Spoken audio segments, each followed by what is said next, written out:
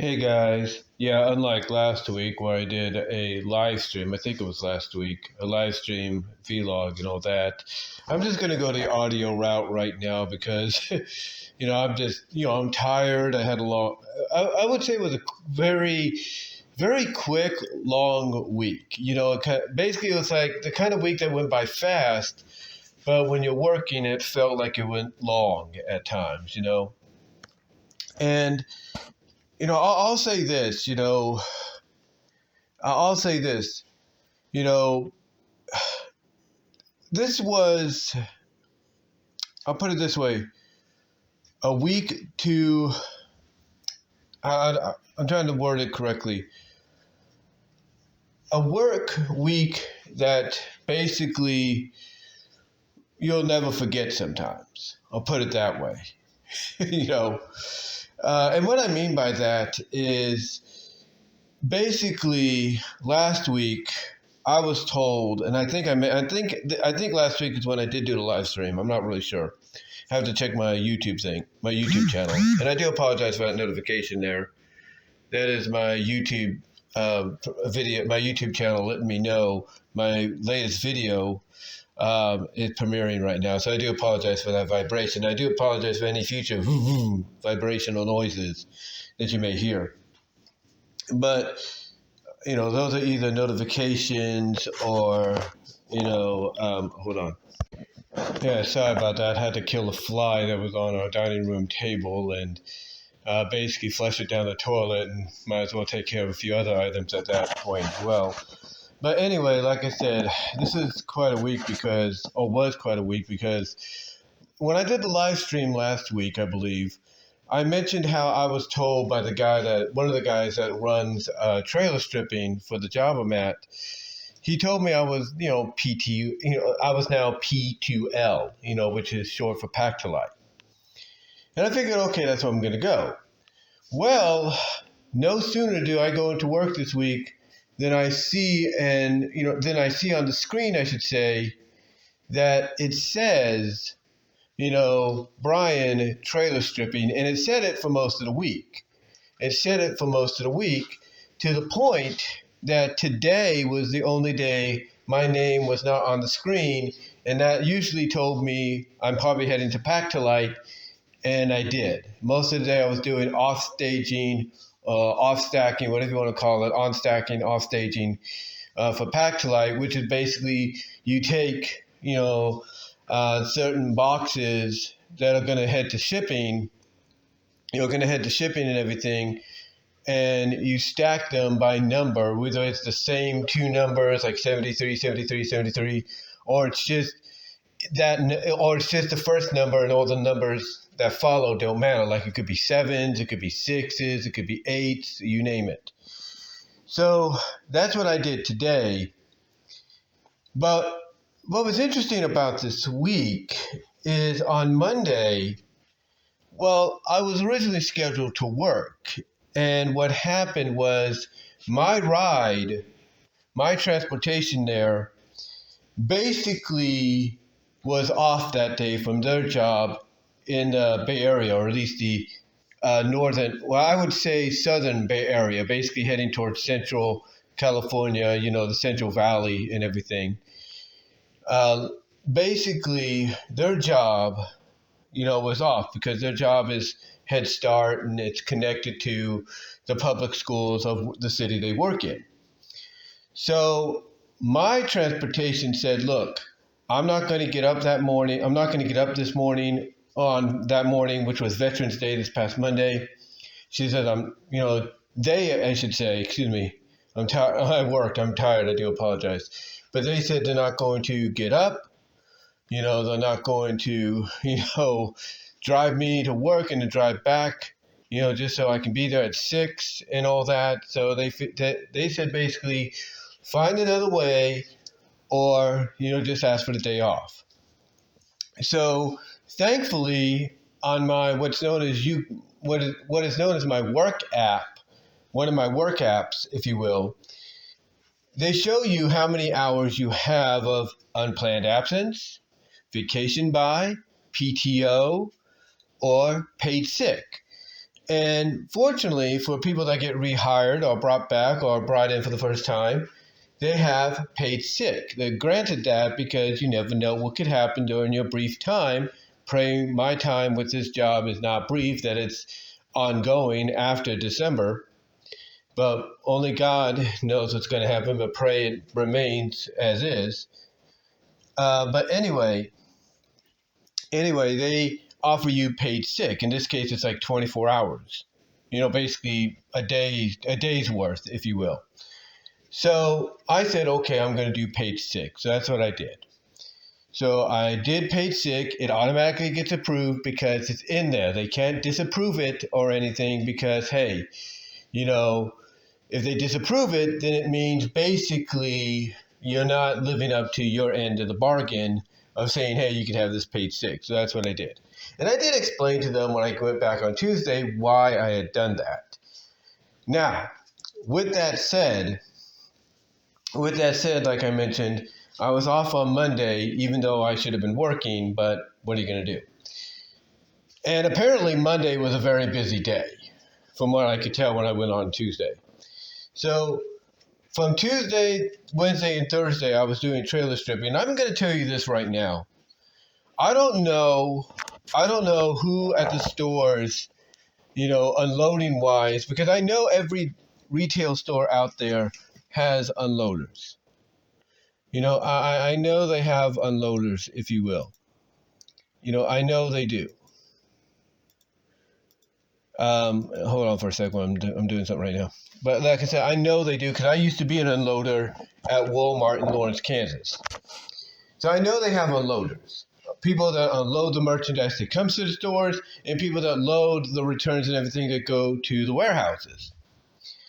So to me, I'm not sure who was in charge of loading up these trailers to be sent to our warehouse to be stripped. I don't know who was in charge at certain stores. I know one of them was Fremont. I know one of them was out of Fremont. But I don't know who's in charge, but I can say this. They need to train the workers better. Whether they're seasonal or full-time or part-time, LTE, whatever you call them, preferred, whatever. They need to train them better. And why do I say that? Why do I say that, you might ask? Because one of the things I was taught, and I actually got a bit of a talking to, a bit of a written warning, which occurred a couple of weeks ago. But basically they told me I have to make sure not to stack my pallets when I'm doing the trailer stripping. I'm putting the returns on the trailer, on the pallet, not to stack it too high, right? Well, that has to go for everybody else because some of these trailers were stacked high to the brim, not just by palletized discretion, because some items were palletized, if not most of them, shrink wrapped and everything, but they were stacked up to the point that it's like, yeah, that's going to be trouble trying to get out. Because the trailer, the entrance way, from the warehouse into the trailer, the doorway is only so high.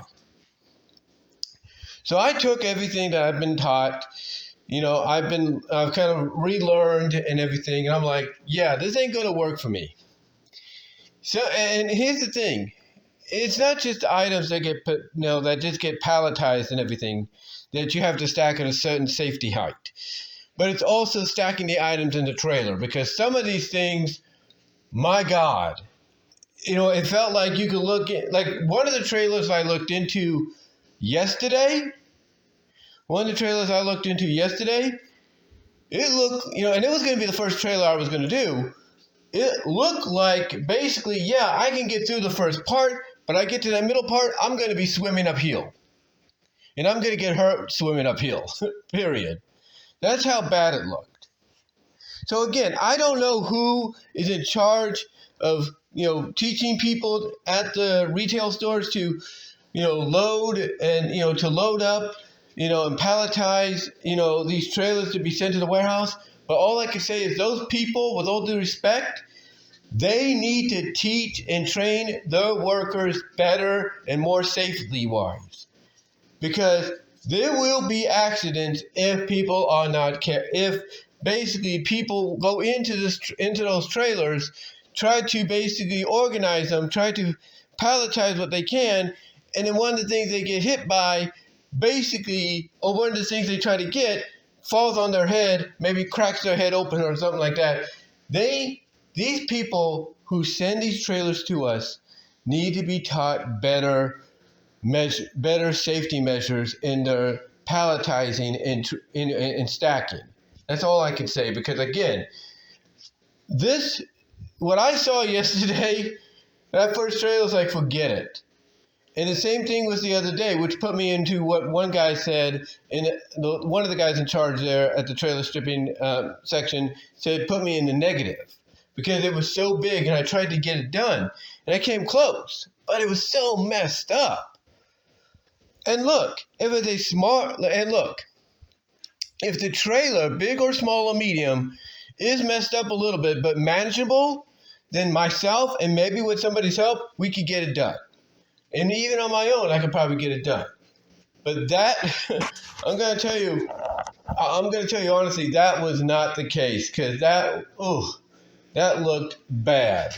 That looked bad. So I'm thankful they put me in Pack-to-Light. I even joked with one of the supervisors today, and I said, yeah, I don't mind either way or either place, but this one is a little bit more safer. And I kind of explained to him why as to what I saw yesterday or the other day. And he was like, very understanding of, it's good. Basically, he was just happy I was safe. And I think he's glad somebody's saying, hey, you need to look into that, or at least giving him that indication.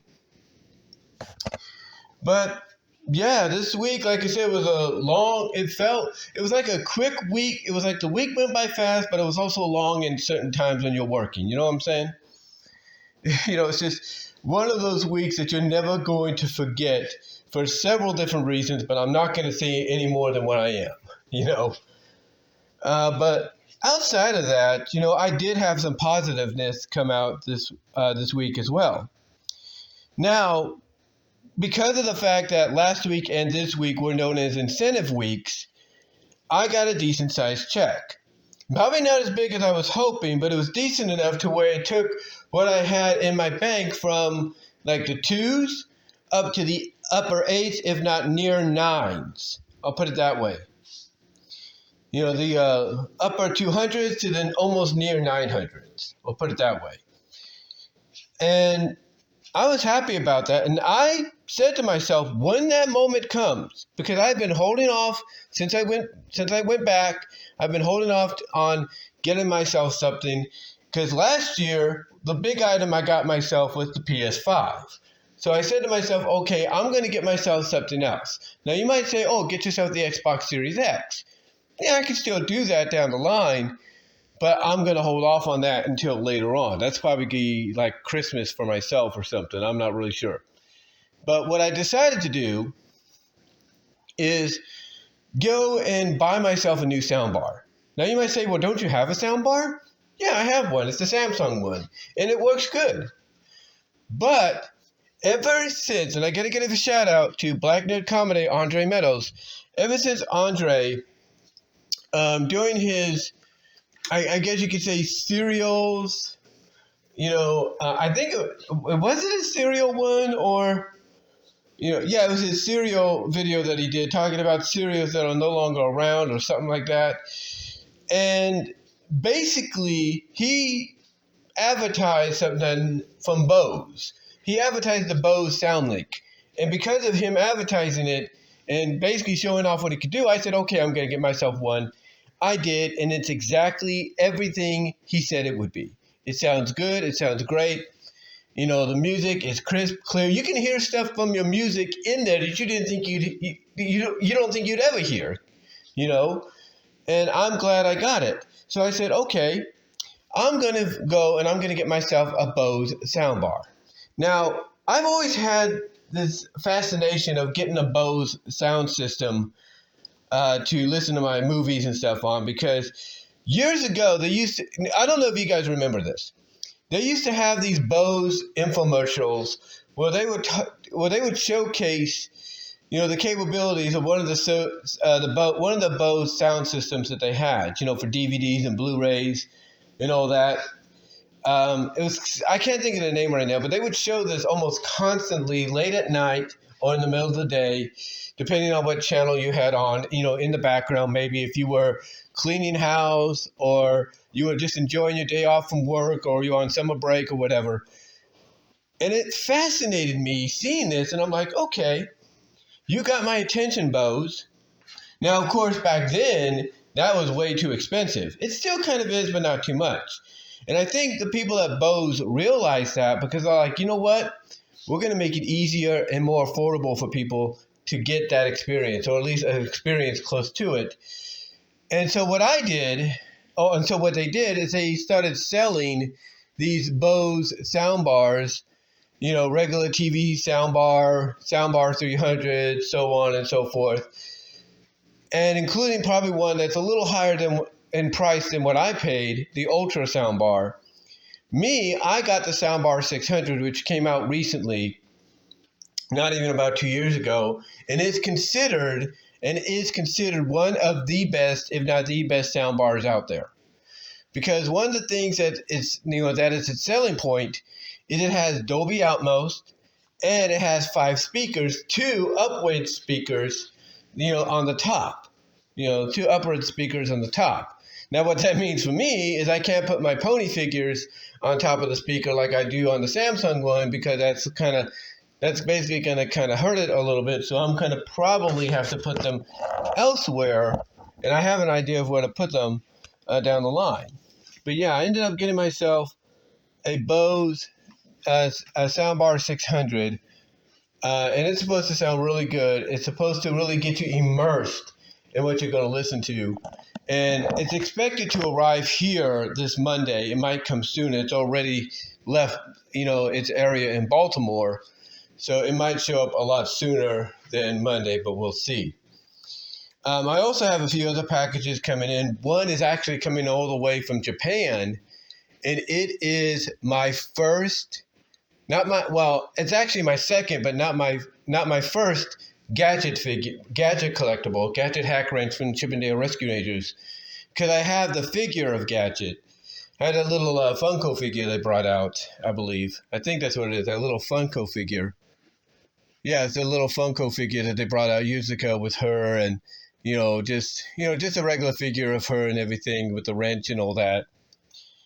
Well, I decided, and I saw this before, and I'm thinking, well, if they don't have it anymore, they don't, but I had it. So I went and I bought it. I'm getting from Japan an official Disney Gadget plush. That's right. So when you look at my bed in the future and you see Sally on there, which a lot of people love seeing, my Sally Acorn plush, the official Sega one from Sega, in Sydney, which, by the way, that Sally plush is not for sale. Not for sale, okay? I want to make that perfectly clear. But next time you probably see my room in a tour, and not only will you see the sound bar, the Bose one, but you will see Gadget in the plush collection. That's guaranteed. And then, of course, I have another one. It's a 2-pack from NECA. That's NECA, NECA. And it is the Teenage Mutant Ninja Turtles. It's Teenage Mutant Ninja Turtles, Dirk, Savage, and Mona Lisa. That's right, Dirk Savage and Mona Lisa. I used to work for Target, and I saw it go on sale there one time, and I'm thinking, man, I had the opportunity when I was there, but I didn't get it. Well, now I'm getting it, and it's coming out of Florida. Excuse me, and they're all scheduled to come around the same time, if not sooner. So you might get on Monday, tired or not, you might get triple package opening. Or you might get double, and then you get one on Tuesday. Or you might get one on Sunday, and then double the package opening on Monday. Basically, all I'm going to say is look out for some package opening videos to be uploaded around that time frame.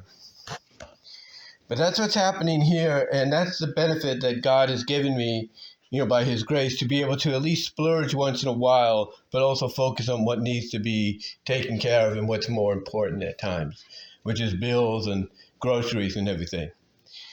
But yeah, I got that coming, and that was good news for me this week as well. Now you might ask, well, what am I going to do with the soundbar I currently have? I have my monitor in the back of me, in the back. I have my monitor in the back of my chair. When I turn around, there's my monitor and everything. I have that. So my plan is to put my Samsung. My plan is to put the Samsung over there, and basically use that to play my games on and everything, my retro games, so I can do some recordings of my retrocade and so on without having to go to the other room and do so. So that's pretty much what the plan is right now. But yeah, this week, like I said, outside of that, this week has gone by real quick. It was long at times during work. And, and I'll say this, the weather is definitely starting to show its face. The cold fall going into winter weather is starting to show its face every now and then. So yeah, really, it's been a really,